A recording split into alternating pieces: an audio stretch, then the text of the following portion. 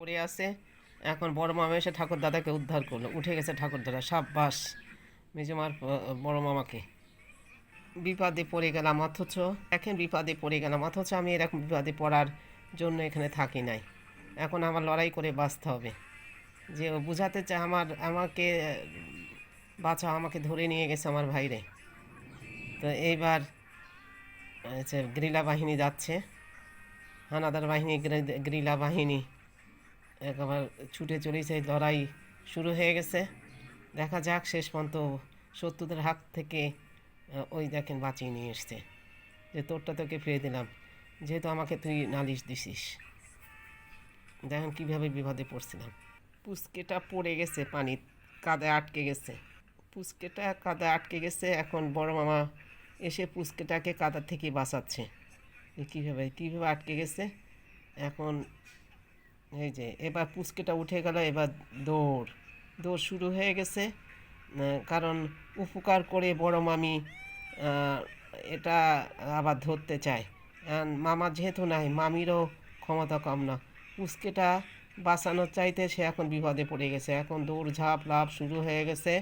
শেষ পর্যন্ত দেখা যাক যে কোথায় গিয়ে থাকে। বন বাদর, নদী নালা, খাল বিল, পাহাড় পর্বত সব ছুটে তারপরে এলাকা থেকে অন্য এলাকায় নিয়ে ছাড়ছে।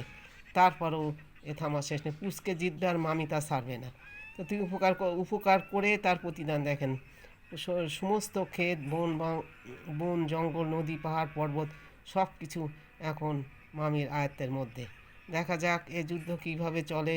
ছুটে ছুটে চলতি আছে। শেষ পর্যন্ত পুচকেটা লুকাই গেল।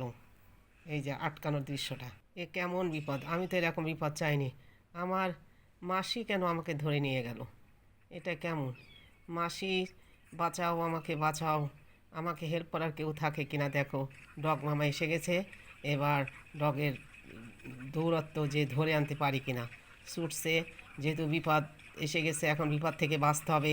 যাচ্ছে যে গিয়ে ঠিকই এইবার সেই ডগ বাহিনীদের সাথে হানাদার বাহিনী যুক্ত হয়ে এবার দৌড় ঝাঁপ লাফ দিয়ে সেই বাচ্চাকে হানাদার বাহিনীরা থেকে আনতে হবে। বনের হানাদার বাহিনীরা অনেক হিংস্র হয়, কারণ এখন এটা বড় মামির হাতে। বড় মামির কাছ থেকে ঠিকই উদ্ধার করে আনতে হবে, এছাড়া আর কোনো উপায় নেই। আনার পরে দেখেন যে কতটা মানে সেই কৃতজ্ঞতা হলো যে আমি এনে দিয়ে গেল। দেখেন বন্ধুত্ব দরকার আছে কিনা। বাঁচতে গেলে বন্ধুত্ব করতে হবে।